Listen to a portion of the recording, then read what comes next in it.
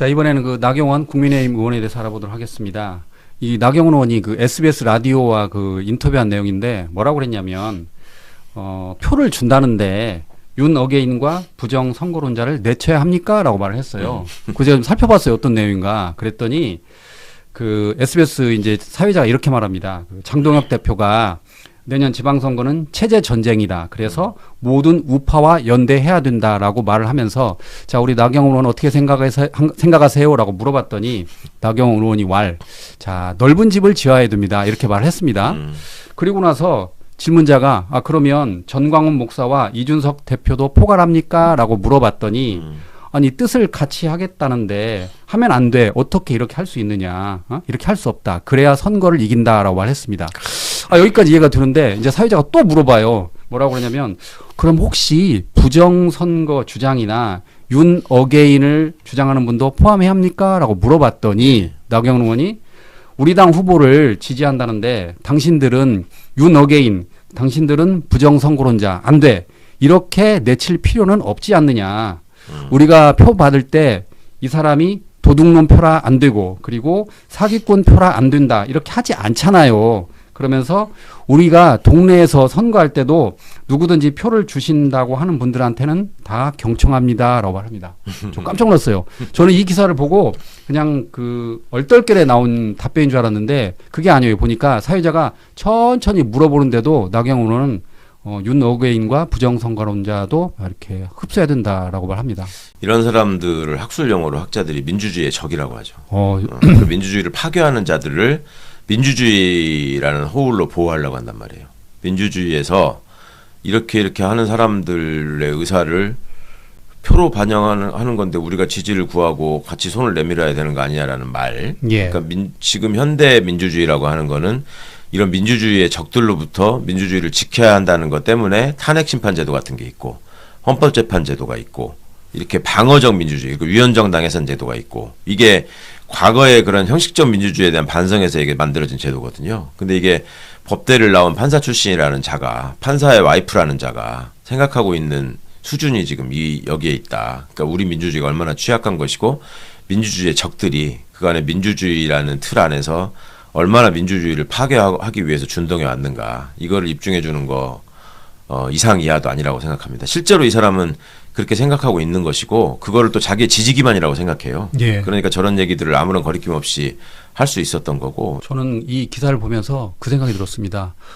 표를 위해서는 영혼까지 팔아야 되나? 뭐 그 생각이 들더라고요. 실제로 뭐 표를 위해서 영혼까지 팔 수는 있어요. 근데 그 영혼을 어디다 파느냐지. 네. 이 사람들 얘기대로라면 이 논리대로라면 그들이 그렇게 증오하는 중국이나 북한이 예를 들어서 국힘을 지지한다는 말을 하면 예. 그쪽하고 국제적으로 연대해서 선거해야 되겠네. 그러니까 이런 그 말도 안 되는 소리를 이렇게 하고는 뭐 자기는 왜 한동훈하고 그렇게 지내는데 둘이 서로 뭐 그 거의 원수처럼 지내잖아요. 그 뭐 나한테 부탁하지 않았냐 뭐 이러면서 맨날 면박당하고 하는 사람이 예.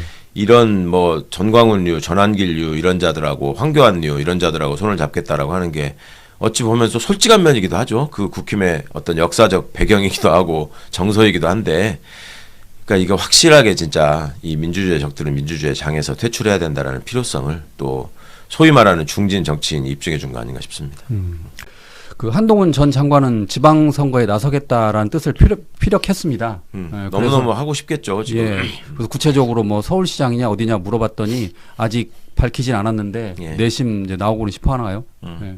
이제 뭐랄까 그 소위 말하는 관종기를 지금 어떻게든 발산을 해야 되는데 그게 안 되는 마당에 본인 입장에서는 지금 본인이 존재감을 다시 드러낼 수 있는 사건들이 생겼다라고 지금 판단하는 것 같아요. 예. 그래서 그 전까지 불과 얼마 전까지만 해도 지방선거에 관심 없다 그랬었거든요. 예. 근데 지금 와서 또 태도를 바꾼 걸 보면 역시 그 어떤 가벼운 처신 또 이 판에 또 끼어들어서 어떻게든 또 한 자리를 차지해 보겠다라는 또 욕심이 생기는 것 같은데 여의치 않을 겁니다. 그 당 안에서 입지가 워낙 없다 보니까 그 같은 뭐 권투를 빕니다.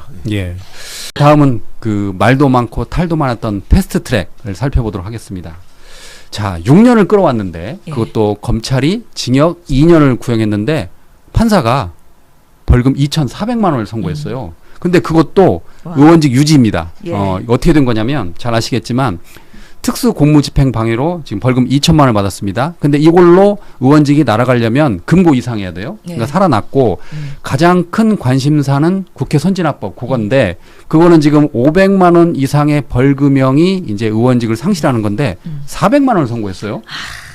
아, 이거 참 이거 어떻게 봐야 됩니까, 이걸? 예, 그러니까 보통은 이제 의원직을 살려주려고 하면은 우리가 보통은 그 선거를 하고 나서 국회의원들이 달달달 떠는 게 선거법 예. 위반으로 해서 뭐 고소되고 그다음에 재판받고 그래갖고 100만 원 이상형이 나오면은 날라가잖아요. 예, 예. 그래서 대부분은 이게 재판이 어떻게든 80만 원, 90만 원 형이 많이 선고가 되거든요. 그러면서 의원직 유지 이런 예. 기사들이 항상 나오잖아요. 이것 또한 국회 선진화법 500만 원 그 커트라인에서 400만 원 이거는 좀 재판부가 너무 정무적 판단한 거 아닙니까? 그러니까요. 살려주려고 네. 한 것 같아요. 의원직을 보존해주기 위해서 나름의 정부적 판단을 했다는 게 판결문에도 나오는 이유가 그 판결문 예.